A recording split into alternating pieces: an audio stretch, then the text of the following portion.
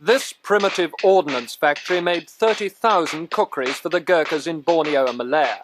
Now the armourers are on short time, but there are fewer men to need these traditional weapons. Whitehall has already cut the Gurkhas' strength from 14,500 to 10,000 men and scrapped 2 of the brigade's 10 battalions.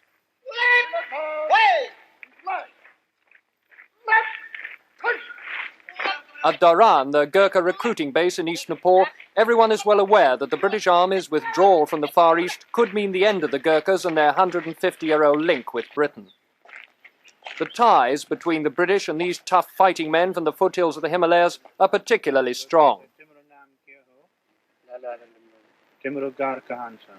In the brigade of Gurkhas, the gulf between officers and men is bridged by pride and affection on the British side in return for cheerful loyalty and absolute obedience from the Gurkha soldier.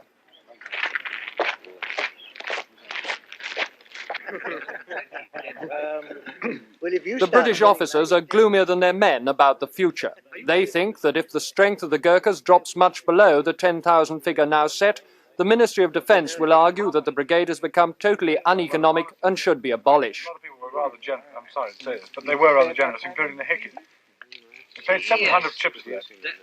No, that's a fabulous amount. I could do that myself for about 40 chips. Well, I could do it, you can do it for less than... Nepal ought to be glad that the British are cutting down the Gurkhas. After all, they've said in public often enough that the whole business of hiring out mercenary troops to Britain is an unfortunate legacy from the past. And the Chinese, face to face with the Gurkhas in Hong Kong, have been putting considerable pressure on the government here to end the whole treaty agreement with Britain. It's a very sensitive topic in Nepal. But the Gurkhas are still the major earners of hard currency in the country. £1.25 million a year comes into Nepal in pay and pensions. And King Mahendra certainly doesn't want to see that stop too abruptly. With the cutback in the Gurkhas, that source of income must, of course, inevitably decline. The British have put forward a plan, which is now being studied by the Nepalese, to use Gurkha's skills and experience in a new way to help in the development of the country. It's based on the resettlement courses already going on here at Dharan, the sort of pre-release training that every soldier gets before he goes back to civilian life. At the moment, the courses in farming methods are only a few weeks long. The plan is to introduce 6-month courses, not just for soldiers approaching demob, but for the 10,000 pensioners already back on their mountain farms.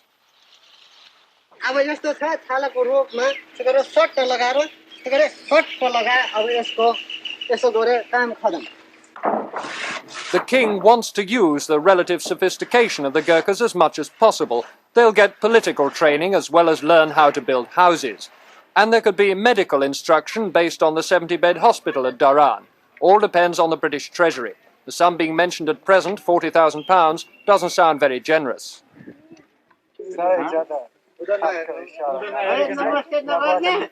Friends and relatives say goodbye to soldiers and their families returning to the Far East. A Gurkha soldier costs the British government only 1/2 or even 1/3 of what a British soldier does. Devaluation could mean that he'll have even less money in his pay packet.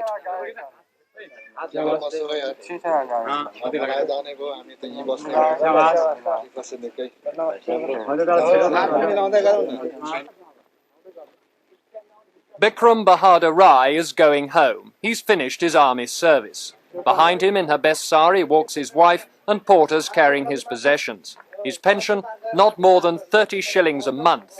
Even less now if Britain doesn't make special arrangements to counter the effect of devaluation. At Flanders, El Alamein and Monte Cassino, we've had good value from thousands of Gurkhas like Bikram. If we've got to cut down the Gurkhas' strength, if the long association with Britain has to end, isn't there an obligation to see that these sturdy soldiers don't suffer because of Britain's economic troubles?